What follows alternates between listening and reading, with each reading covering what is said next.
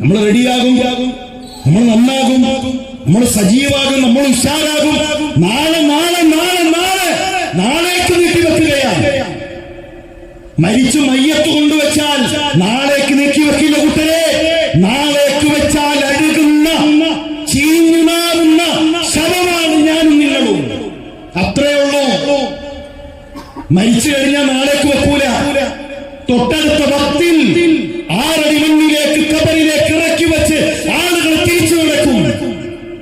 ആ ഖബറിൽ കൂടെ ഉണ്ടാകുന്നത് നിങ്ങളുടെ തിരക്കിടയിൽ എന്ത് ആഖിറത്തിന് നൽകിയോ, എന്ത് പരലോകത്തിന് നൽകിയോ, അതാണ് കൂട്ടരെ ആ ഖബറിൽ നമ്മുടെ കൂടെയുള്ളത് എങ്കിൽ നന്മയിൽ മത്സരിക്കുക. ഖുർആൻ പഠനം ഏറ്റവും ശക്തമായി മുന്നോട്ട് പോകണം. ദീനി പഠനം ഏറ്റവും ശക്തമായി മുന്നോട്ട് പോകണം. പഠനത്തിന്റെ വ്യത്യസ്ത സംവിധാനങ്ങളുണ്ട്. ഇൻഷാ അല്ലാഹ് QHLS-ന്റെ പുതിയ ഒരു അധ്യയന വർഷം ആരംഭിക്കാൻ പോവുകയാണ്.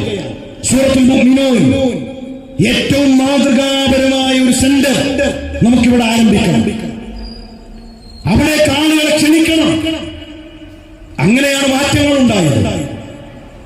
MV അബ്ദുസ്സലാം മൗലവിയുടെ ഖുർആൻ ക്ലാസ് അരീക്കോട് എന്നൊരു നാട്ടിനെ പരിവർത്തിപ്പിച്ചത് MVയുടെ ഖുർആൻ ക്ലാസാണ്.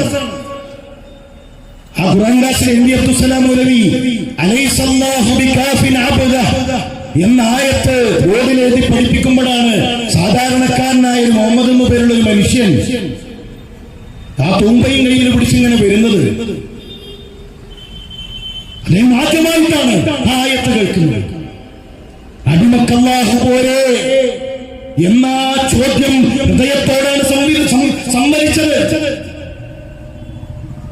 MV അബ്ദുസ്സലാം മൗലവിയോട് ചോദിച്ചു, ഒരു പേപ്പറിലൊന്ന് എഴുതി തരോ ഈ പറഞ്ഞ ആയത്തും അർത്ഥവും.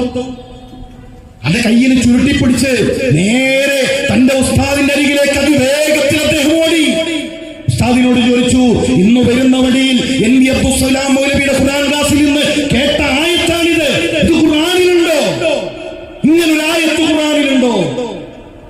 അതേ, ഖുർആനിലുണ്ട്. അടിമക്കല്ലാഹു പോരെ എന്നാണോ ഈ ആയത്തിന്റെ അർത്ഥം?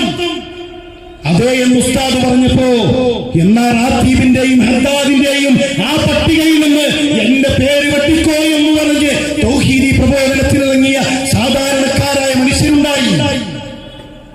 അവരാണ് ഈ ആദർശത്തിന്റെ തേരാളികളായി കേരളത്തിന്റെ ചരിത്രത്തിൽ ഇന്നലെ വരെ ഉണ്ടായിരുന്നത്. ഞാൻ പറഞ്ഞു വരുന്നത്, ആ ഖുർആൻ പഠനം നമ്മുടെ ഗ്രാമങ്ങളിൽ നടക്കണം.